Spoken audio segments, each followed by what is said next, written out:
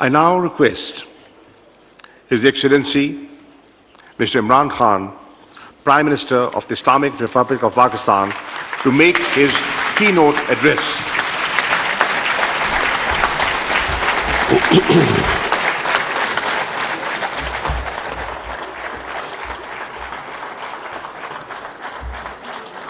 Bismillahirrahmanirrahim. Iyaka na'budu wa iyaka nasta'in. Secretary General OIC Hussain Brahim Taha, Foreign Minister, Kingdom of Saudi Arabia, Prince Faisal bin Farhan Al Saud, Honorable Foreign Minister of China, Wang Yi, Royal Highnesses, Honorable Foreign Ministers, Excellencies, ladies and gentlemen. First of all, let me welcome you with great joy and happiness on this 48th Foreign Ministers OIC meeting. And it's being held in Islamabad at a time when we are celebrating our 75th anniversary of our independence.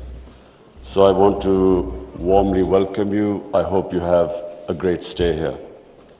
And from the people of Pakistan, they are overjoyed that all of you are here and on this special occasion. Today I want to especially congratulate our OIC members because of a landmark resolution passed in the United Nations declaring 15th March as a day to combat Islamophobia.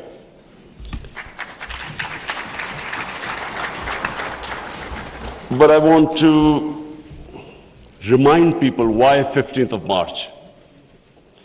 15th of March was a day when a gunman walked into a mosque in New Zealand and shot dead 50 people. Why did he shoot them? Because he felt that all Muslims were terrorists. Where did this Islamophobia grow and was allowed to keep growing? After 9/11. What happened after 9/11? Unfortunately, this narrative of Islamic terrorism, Islamic radicalism, this narrative went on unchecked. Respected foreign ministers, I have spent a lot of my life in England, touring all over the world as an international sportsman. And I understand the Western civilization probably much better than most people. I went to university there and then used to spend half my year playing sports in the summer in England.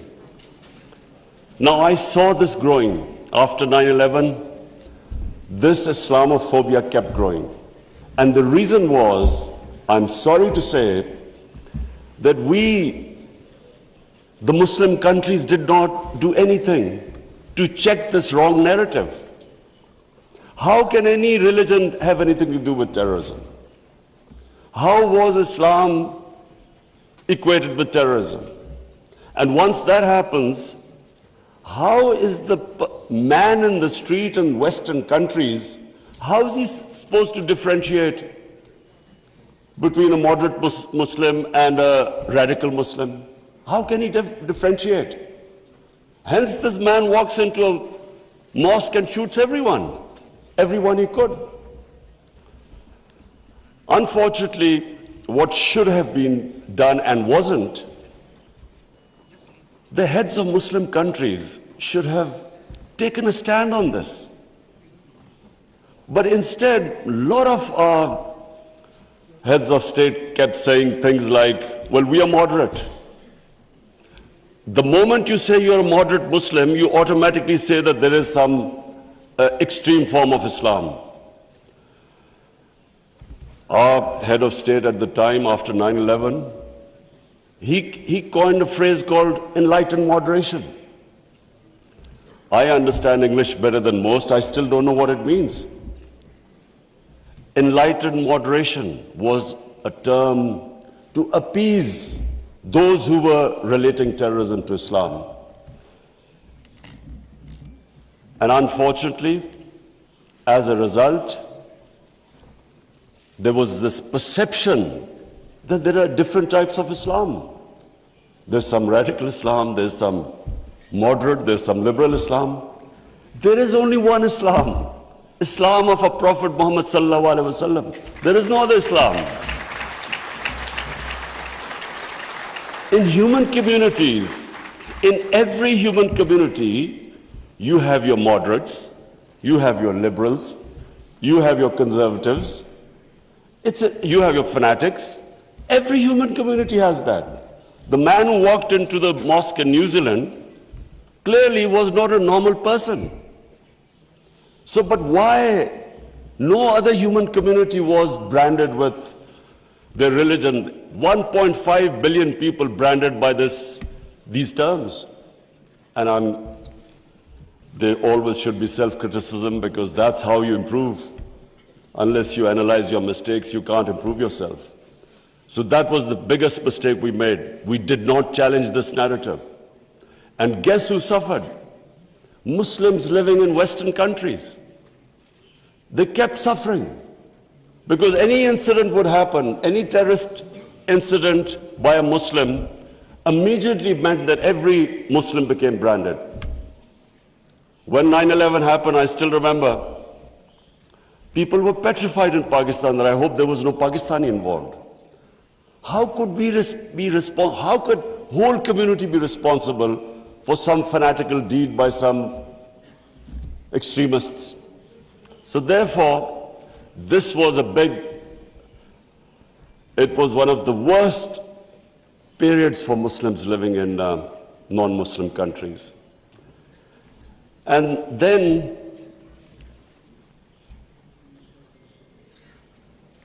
in 1989, there was a book called Satanic Verses, written by a Muslim who knew, because he came from a Muslim family, he knew the reaction in the Muslim world, amongst the Muslims, if he insulted or mocked or ridiculed our Holy Prophet, peace be upon him.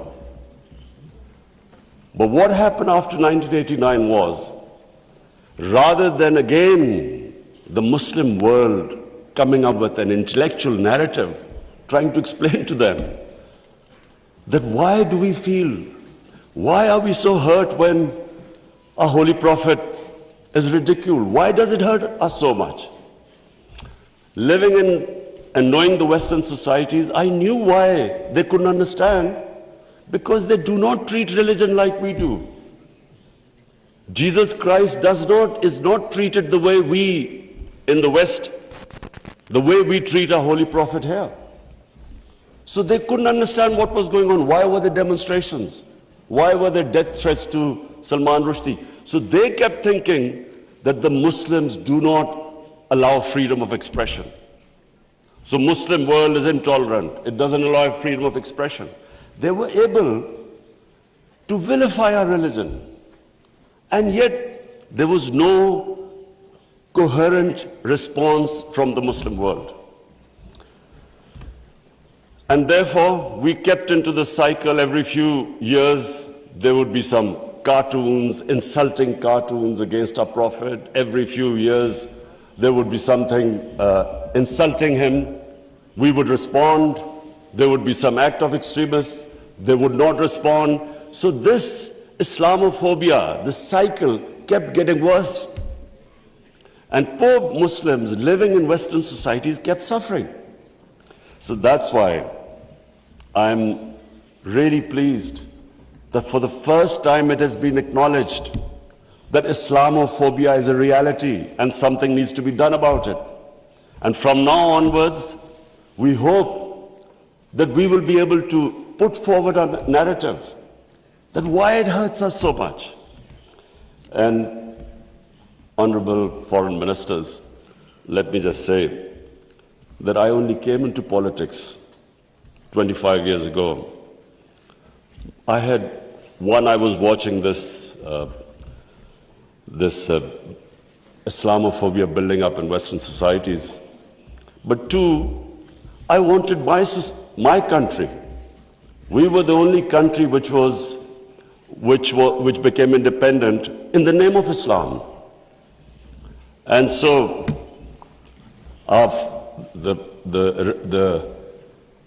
the objective resolution of our founding fathers was to make an Islamic welfare state based on the state of Medina. So I came into politics 25 years ago because that was my goal. And just in this August gathering, let me just say, in the history of mankind, there was never a more just and humane state. Unfortunately, our children don't know about it. Even we in Muslim countries don't know that the modern state our Prophet created.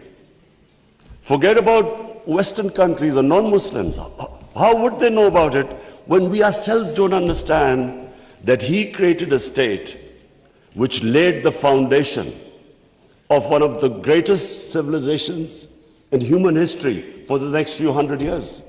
And that foundation was laid in the state of Medina. So what was that foundation?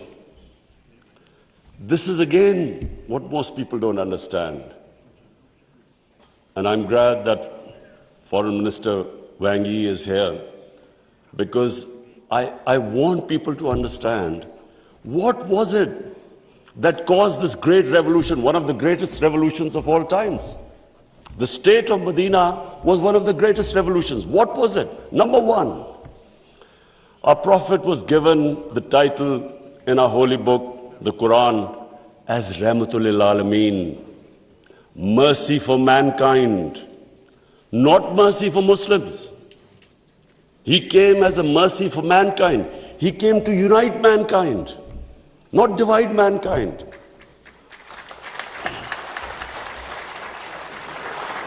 Allah for Muslims is Rabbul Alameen, not Rabbul Muslimeen.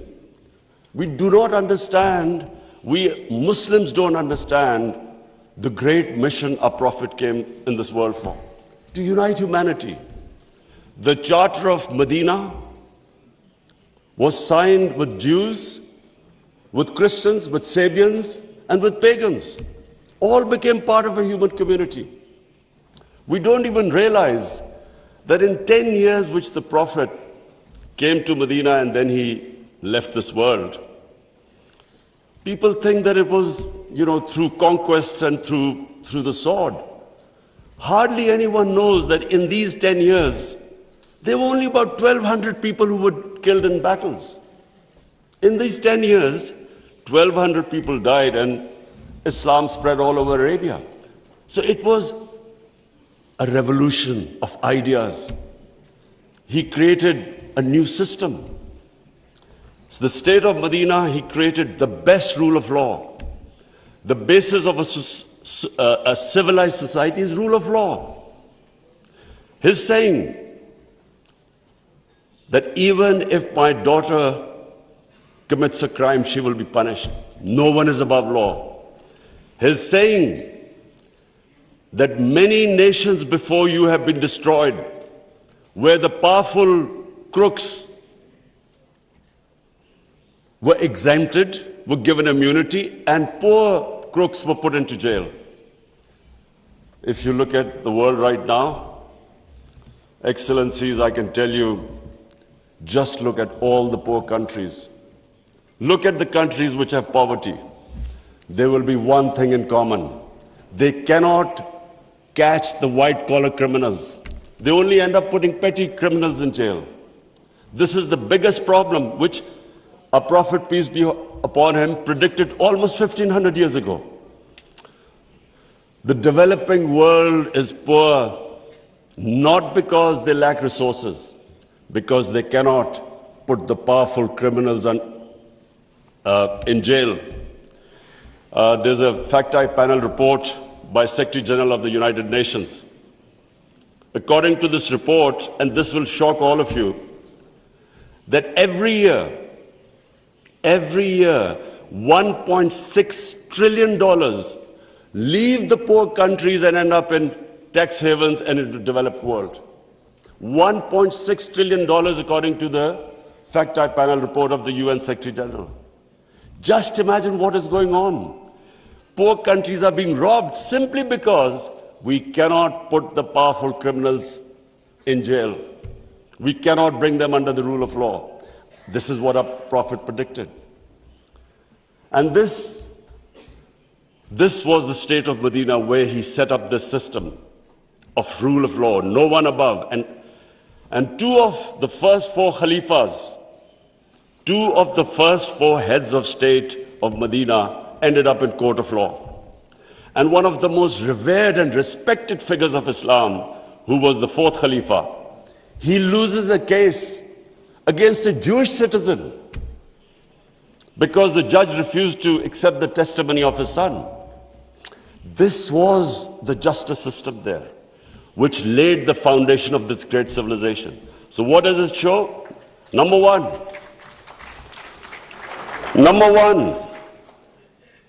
that minorities were equal citizens. They were equal citizens in front of law. There was no discrimination. Secondly, it shows that a common citizen could win a case against the head of state. No one was above law. This is 600 years before the Magna Carta was signed in England, which was the beginning of the democratic struggle of Britain. And it took them years before they could actually bring their head of state under the rule of law. This is what happened in the state of Medina. It was ahead of its time. And then it was the first welfare state in the history of mankind. Compassion, humanity. It was a state which took care of its weak, its orphans, its widows, its poor people. It was the first time pensions were introduced in the state of Medina. They took care of the old people. A compassionate state.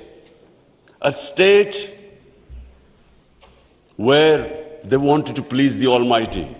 How do you please the Almighty Allah? By looking after His human beings, especially the weak. This is what happened in the state of Medina. And today, I feel sad whenever I go to Scandinavia. I see what a welfare state should be in all over the Muslim world. Look at humanity there. Look at the way they look after the weak. In fact, sometimes I'm sad because they look after the animals better than some of us look after our human beings. And remember, He's Rahmatul Alameen, so whoever listened to His message, whichever human community will prosper. It doesn't matter, because for all humanity, He brought the message of mercy. If you look at Switzerland, in the rule of law index, Switzerland is 99%. 99%. So with hardly any resources, it is one of the most prosperous countries in the world. So as I said, anyone who goes by the model of Medina will prosper. And then, quest for knowledge. Foreign Minister Wang Yi, you'll be surprised, one of our prophets saying, he said, even if you have to go to China to learn and quest for knowledge, you must go there. Now, first, China at that time was center of knowledge, but it meant even risking your life. Going from, at that time, Arabia to China meant you might not come back. So that was the quest of knowledge. You have to seek knowledge from cradle to grave. He sparked off this great knowledge revolution. For hundreds of years, the top scientists were Muslims because they thought quest for knowledge was a sacred duty. Look at the situation in the Muslim world today. How much do we have a quest for knowledge? And then we get so much, wherever you go, Muslims are, that our women are, we imprison our women have no rights. And sometimes, it almost seemed that the US invaded Afghanistan to liberate their women. There was no other reason except to liberate their women. Somehow our women are in prison. Let me just tell you that it was a revolutionary move by our Prophet that women were given inheritance rights. They were empowered. In Europe, even 100 years ago, the women barely got their inheritance rights. 1,500 years ago, women were given their rights. And no one seems to know this. And sadly, cultural issues are equated to our religion. We cannot explain, sometimes Western people say, they confuse culture with religion. I'm sad to say in Pakistan, we discovered 70% of our women do not get inheritance rights. So we have especially had to pass law to enforce that women must get their inheritance rights. This is 1,500 years later. And no one knows this. Slaves, honorable foreign ministers, nowhere in human history has this happened. That slaves became kings. The Mamluks were slaves who became kings in Egypt. In India, there was slave dynasty that became kings. Why? Because the Prophet said, treat your slaves as family members. Best to free them, if not, treat them as equal family members. So he was the greatest human being that ever stepped foot. There'll never be a human being like them. Anyone close to the Prophet became leaders.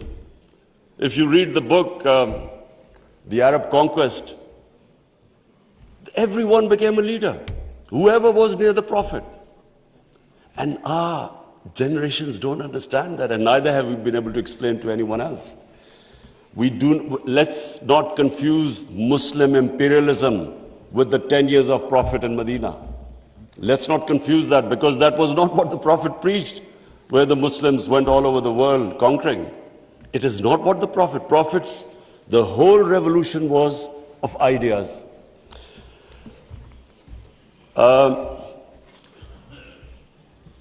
Honorable foreign ministers, one of the ideas of OIC is to protect Islamic values.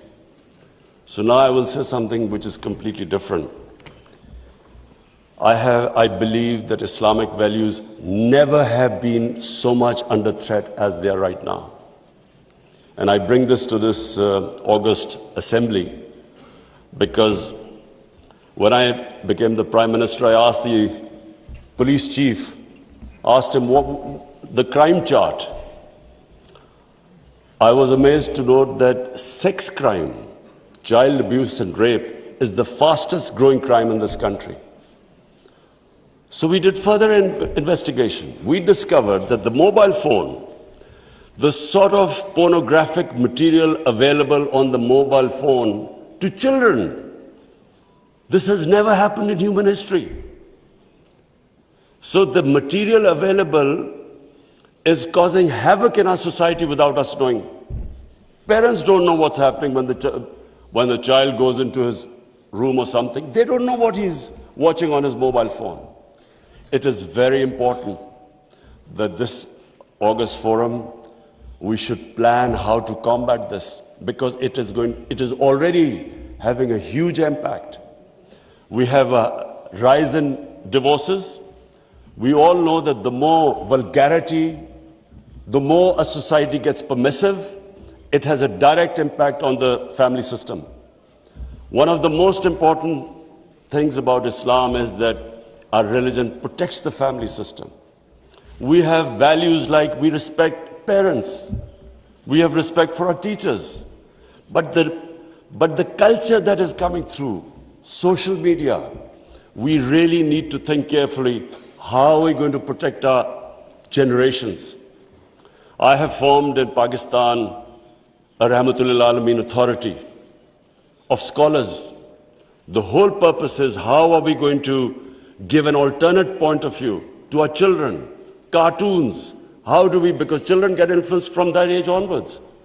How do we strengthen our children against this unpredictable social media revolution? How do we know where it is going?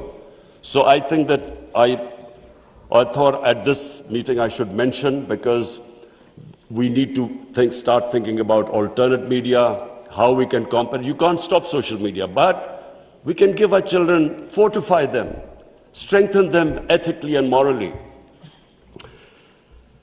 Now I come to, two important political issues. One is Palestine and the other is Kashmir. Honorable Foreign Ministers, we have failed both the Palestinians and the people of Kashmir. I'm sad to say that we have been able to make no impact at all. They don't take us seriously. We are a divided house, and those powers know it.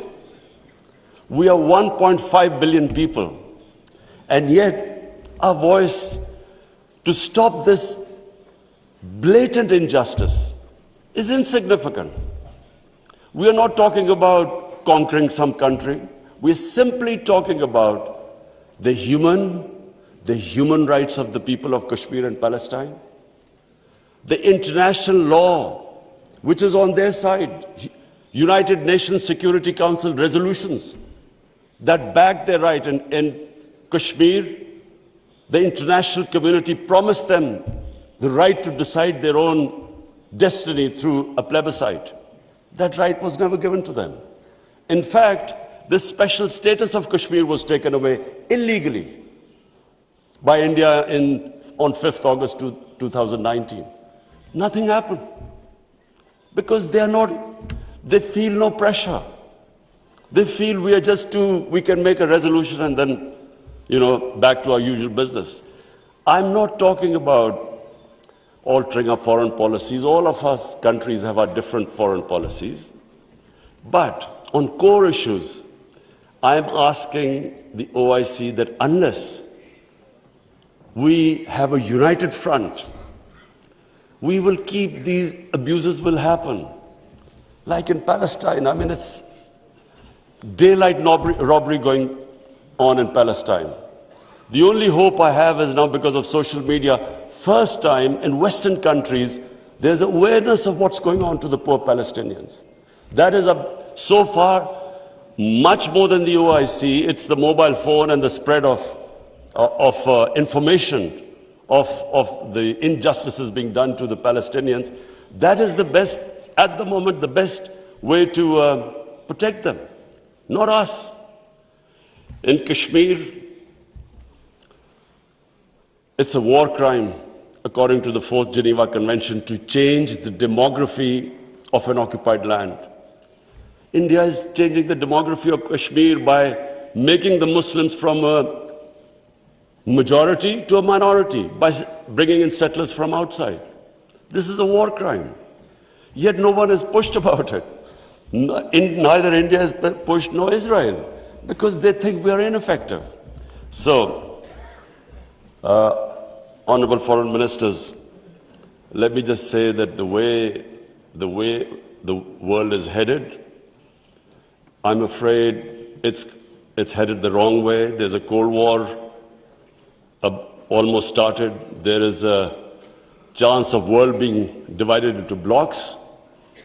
We 1.5 billion people, unless we are united, unless we take a united stand, we'll be nowhere. As what I'm scared to say where the future is headed right now. Before I come to Ukraine, I just want to talk about Afghanistan. It is extremely important that we stabilize Afghanistan. After 40 years, and no nation has suffered as the people of Afghanistan. 40 years of conflict. Finally, there is no conflict going on. The only danger now to Afghanistan is that through the sanctions and non-recognition, they might end up having a humanitarian crisis. Already the people are falling below the poverty line. Already there's a brain drain going on. So it's extremely important that we help the people of Afghanistan. And I say this because a stable Afghanistan is the only way, I repeat, it's the only way we are going to be able to stop international terrorism from Afghan soil. No other country is going to be able to do it. Let's not be delusional that some other country will come in and sort of through drones or something fight terrorism. It's not going to happen. The only hope is a stable Afghanistan government that can take care of international terrorism. I want to add a word of caution. Anyone who knows the Afghan character should be cautioned that please do not push the people of Afghanistan to do things where they feel that their sovereignty is being threatened. They are very proud, independent-minded people. They have always fought for their sovereignty for hundreds of years. They do not like the idea that someone is dictating to them. So I would caution that let's help them, let's encourage them, let's get them involved in the international community. And I believe that the people of Afghanistan are strong enough to evolve and go in the right direction. But please let's remember that the Afghan character does not like outside interference. And finally, I come to Ukraine. I'm, like I think everyone here and the rest of the world, we're all worried about what's going on there. May I suggest that the OIC, during its discussions, the foreign ministers, we should think about how we, represent 1.5 billion people, how we can mediate, how we can bring about a ceasefire, how we can try and put an end to the conflict. I'm going to meet His Excellency Wang Yi after this, and I want to discuss how maybe OIC, along with China, how we can all step in and try to stop this conflict, which is going to have, if it keeps going the way it is, it will have great consequences for the rest of the world. I have already, as the head of the government here, I can tell you that we are already suffering. Oil prices have gone up, gas prices have shot up, wheat prices have gone up because of this war. And if this keeps continuing, this is only going to get worse. So therefore, we should, all the countries which are non-partisan, we are in a special position to be able to influence this conflict. So as I said, I would want the foreign minister, Shah Mahmood Qureshi, please discuss with the other foreign ministers, and I will discuss with His Excellency, the Chinese foreign minister, how we can all, as a bloc, OIC and China, how we can influence the events in Ukraine and stop this and have some ceasefire and resolve this conflict. Lastly, honorable foreign ministers, let me again say what a pleasure it was to welcome you to my beautiful country. I want to end by saying, again, I repeat, that the world is moving in a direction which is sadly worrisome for all of us. In bloc politics, in Cold War, and let's just 1.5 billion people we keep underestimating the strength we have. Somehow we lack self-belief. As a sportsman, I can tell you that a team that has self-belief will defeat a team that is far more talented but doesn't have self-belief. We don't have self-belief. We somehow look to others to help us and get justice. But as where the world is headed, it is extremely important that we get united and on certain core issues take a stand. And let's not be dragged into this into blocks, into the conflicts. We should stay as a bloc and show our power in bringing about peace rather than becoming part of some conflict. Thank you very much.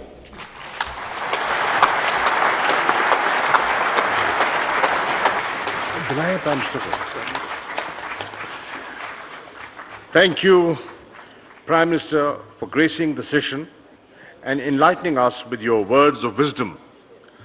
I'm confident that your thought-provoking address will guide the deliberations of this 48th session for the next 2 days. Excellencies, we take a break for lunch and prayers. Since the inaugural session took much more time than expected, we will now reconvene at